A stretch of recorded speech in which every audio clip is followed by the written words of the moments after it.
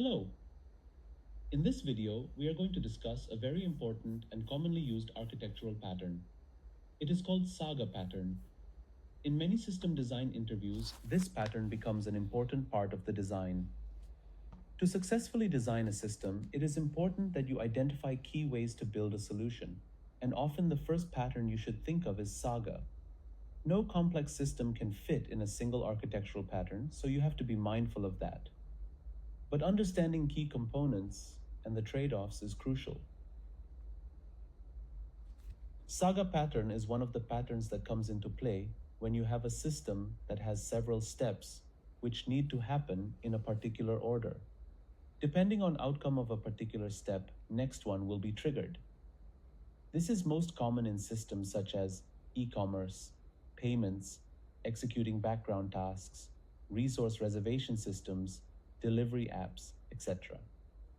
This pattern is an overkill for any simplistic application. Saga pattern should be considered when you can design the system as series of steps, where outcome of one step decides which next step will execute. Also, failure of one step might lead to previous steps taking compensatory actions. An example of this is that user placing an order leads to payment processing step. But if payment processor step fails, the order must be cancelled. Saga is not always the obvious choice. In fact, if we can design a system using two-phase commit or command query responsibility segregation, we must use those approaches as they are well understood, simple, and often achieved using off-the-shelf products like a relational database. We will discuss these architectural patterns in future videos. Saga is very distributed in nature. It is eventually consistent, which means even though the data states might not be consistent for a certain duration, in the end, they will be consistent. It does not require any complex, long-lived locks, which means each component can proceed with their action. For example, user can place the order without worrying about payment processing. If the payment fails later, user can be informed about the failure, but user can continue to place as many orders as they want. This is certainly a slower system than something that just uses few tables and transactional commits, but still reasonably fast in real world and almost infinitely scalable as it scales linearly with machines you throw at it as horizontally scalable system. Saga has two types, choreographed and orchestrated. We will see the difference between both. If you are answering a system design problem, always remember that it is likely application in e-commerce, financial applications, and hotel reservation-like systems. Let us see this example of choreographed Saga. This is a choreography-based Saga pattern. Here we have three distinct services: order service, payment service, and email service. User places an order with order service and provides payment information. Order service will create a database row and then put the order in pending state, then write to an order event queue. Any service that needs to do an action after an order is placed listens to this queue. Payment service is one of such service. It takes the order event and processes the payment. If the payment is successful or failed, it writes this result to payment result queue. The order service then marks that order as confirmed. At the same time, email service is listening to payment result queue and sends out emails to the user. This is an example of choreography. It is called so because it is a bit like dance. One service performs a step and other services match that step. Every service assumes the partner services would do the right steps, and it responds accordingly. This is relatively simpler to implement, as you can do separation of concerns really well.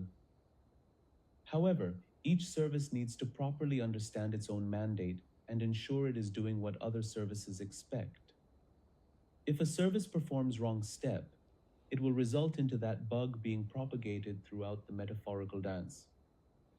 But it is often easier to design distributed systems in this manner, easier to argue about and scale really well.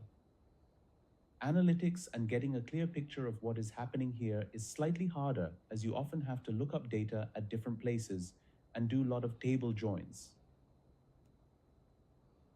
This is the same system designed as orchestration conductor pattern.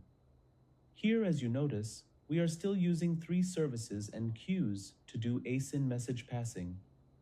However, this does not happen as a dance. Rather, there is a main service which triggers the conductor, and every queue is either moving data out of conductor or into conductor. The conductor is responsible for deciding which steps to execute. Also, when a certain steps fail, the conductor is responsible for performing compensatory steps when something goes wrong, such as payment fails.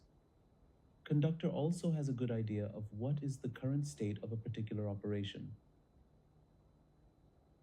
Orchestrated and choreographed sagas offer distinct approaches to managing distributed transactions, each with its own set of trade-offs. In an orchestrated saga, a central conductor, the saga orchestrator, dictates the flow of the transaction, sending commands to participating services and managing their responses. This centralized control simplifies complex sagas and provides a clear overview of the transaction's progress. However, it introduces a potential single point of failure and can increase coupling between the orchestrator and the services. Conversely, a choreographed saga operates like a decentralized dance, with each service independently responding to events and triggering subsequent actions. This promotes loose coupling and allows for greater flexibility and scalability. However, as the complexity of the saga grows, tracking the flow and ensuring consistency can become challenging. Debugging and managing errors also become more difficult due to the distributed nature of the process. Ultimately, the choice between orchestration and choreography depends on factors like the complexity of the transaction, the need for centralized control, and the desired level of coupling between services. It is also important to remember that you should not apply these patterns everywhere, even if it makes sense to you. Some of the flags that this can't be used are any system that is simple and not microservices based, where strong consistency is needed, where ACID property is important. The lack of isolation means that there's risk that the concurrent execution of multiple sagas and transactions can use data anomalies. Consequently, a saga developer must typically use countermeasures, which are design techniques that implement isolation. Please do not forget to like the video and subscribe to our channel for more such content and videos. If you want us to cover anything specific, do let us know in the comments.